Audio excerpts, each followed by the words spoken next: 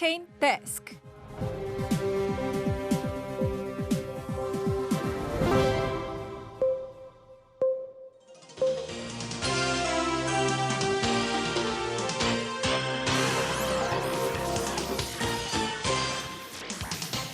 먹고 살기 힘들어도 지나치면 안 되는 세상 소식 전해드립니다. 허리케인 데스크.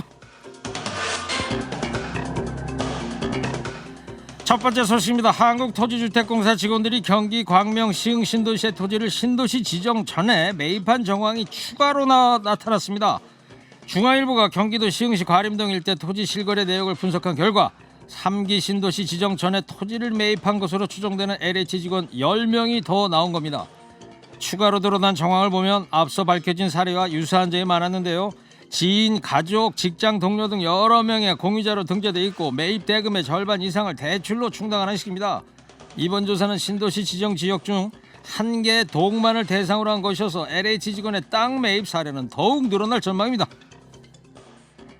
서민의 주거 안정을 위해 존재한다는 LH 직원들의 투기 의혹. 이거 정말 배신이죠, 배신. 정부의 부동산 실정에 실망하던 민심이 이번 사건으로 절망하고 있습니다. 정세균 총리의 말로 서민의 심정을 대신하겠습니다. 사생결단의 각오로 파헤쳐 비리 행위자 폐가 망신시켜 주십시오. 그런가 하면 이낙연 더불어민주당 대표가 LH 직원들의 3기 신도시 투기 의혹과 관련해서 사과했습니다.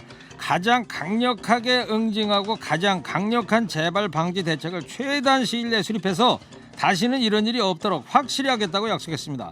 가족이나 친인척 명의를 포함한 차명 거래에 대해서는 강제 수사를 통해 모든 것을 밝혀내고 현행법이 허용하는 가장 강력한 처벌을 하겠다고 강조했습니다.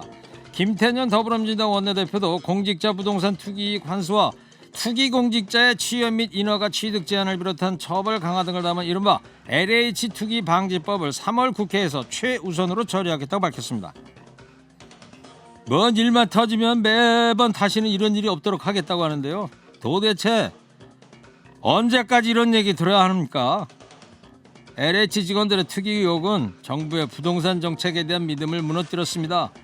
다시 신뢰를 회복하는 길은 셀프 조사라는 말이 나오지 않도록 투기 관련자를 발본색원해서 일벌백계하는 것뿐입니다.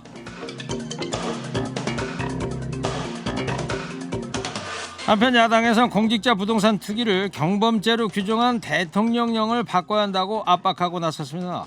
현재 미공개 정보 이용 주식 거래는 중범죄인데 미공개 정보 이용한 부동산 거래는 경범죄입니다. 또 이재명 경기도지사도 주택시장 정상의 첫 단추로 공직자 부동산 백지 신탁제부터 도입해야 한다고 주장했습니다. 현재 고위공직자의 이해충돌을 방지하기 위해 보유 주식을 처분하도록 규제한 것처럼 부동산도 실수요 주택을 제외하고 모두 이 같은 방식을 도입해야 한다고 주장했습니다. 미공개 정보 이용한 주식 거래는 중범죄, 부동산 거래는 경범죄라고요? 이해가 정말 안 됩니다. 오히려 서민의 주거 안정 희망을 끊어버리고 절망으로 몰아넣는 부동산 투기가 더 큰 죄 아닌가요? 다음 소식입니다. 쿠팡에서 심야 새벽 배송을 담당하던 택배 노동자 이모 씨가 숨진 채 발견됐습니다. 경찰은 연락이 닿지 않는다는 배우자 신고를 받고 출동해 서울 송파구의 한 고시원에서 그를 찾았는데요. 택배 노조에 따르면 이 씨는 돈을 벌기 위해서 자녀와 배우자를 지방에 두고 서울로 올라와서 홀로 고시원에서 생활하고 있었습니다. 작년에 쿠팡이 계약직으로 입사해 정규직으로 전환이 됐는데요. 한 달에 280만 원 정도 받아서 급여는 최저임금을 갓 넘는 수준이었습니다. 배우자에게 수시로 심야 노동의 어려움을 호소한 것으로 전해졌습니다. 노조는 조금 전 2시부터 과한 심야 배송이 이 씨의 과로사로 이어졌다는 규탄 기재를 하고 있습니다. 심야 배송, 새벽 배송 편리하고 좋죠. 그러나 사람 목숨 걸고 배달받고 싶진 않습니다. 직원을, 노동자를 사람이 아닌 부품으로 취급하는 이 사회, 도대체 몇 명이나 죽어나가야지 심각하게 생각할까요? 언제쯤이면 이 죽음의 행렬이 멈출 수 있을까요?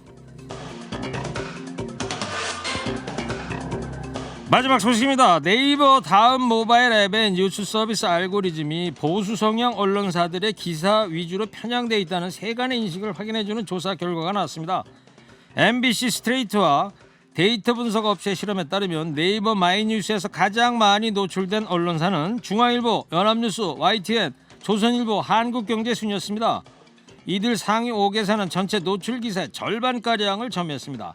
언론사 성향별로 보면 보수 성향 편중이 심각한 것으로 드러났는데요. 중앙일보, 조선일보, 한국경제 등 보수 언론의 점유율이 전체의 약 절반을 차지했습니다.